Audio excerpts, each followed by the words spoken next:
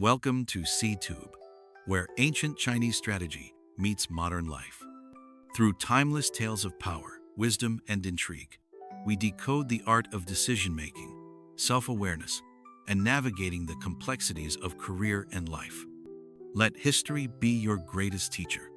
In today's story, we journey back to the Warring States period where a well-meaning king made one choice that sealed his kingdom's fate.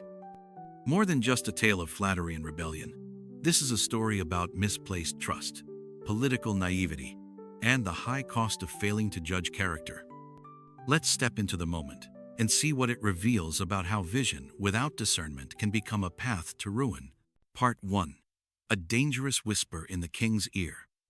During the tumultuous Warring States period, Su Dai, brother of the renowned orator Su Qin, utilized his family name to gain access to the courts of power.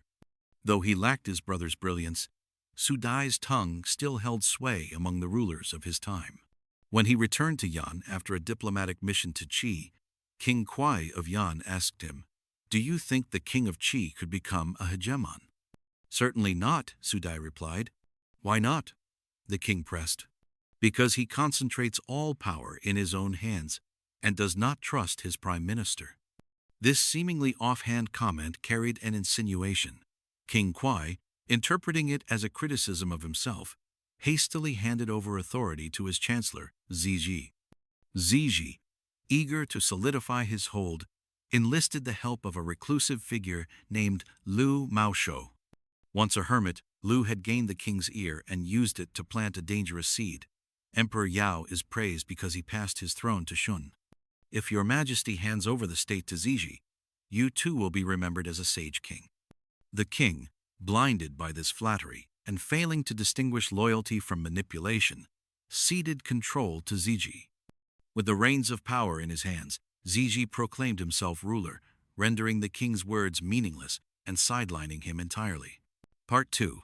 From usurpation to ruin.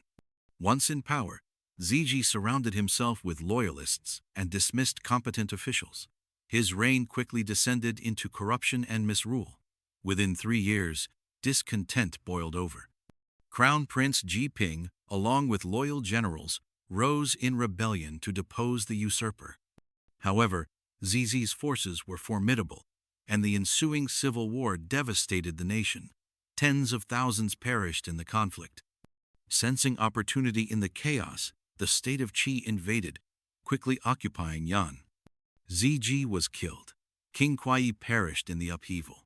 The royal temple was desecrated, treasures plundered, and the state of Yan, once a proud kingdom, was left in ruins. Now, let's break it down into the key takeaways you won't want to forget. Typically, this ruler was never meant to be the cause of his country's downfall. He harbored genuine aspirations to strengthen the state and enrich the people. He had no hunger for power and was even willing to imitate the virtuous rulers of ancient times by entrusting his country to someone else. But the tragedy lay in a single misjudgment. He failed in the art of discernment. He saw only the capability, not the character. He listened to praise, but never examined whether reputation aligned with reality. He mistook competence for virtue, and in doing so, handed over power to the wrong man. That mistake cost him everything. The state was plunged into chaos. A brutal civil war broke out. Countless lives were lost, and the ruler himself died at the hands of soldiers amid the violence. The land suffered, the people suffered, and the once promising vision of prosperity dissolved in smoke and blood. This may be a story of failure, but it powerfully illustrates a crucial truth. The fate of a nation may hinge not on a leader's ambition, but on their ability to judge people wisely. Thanks for watching. If you enjoyed this journey into history and insight, don't forget to subscribe for more stories that reveal the wisdom behind the ages.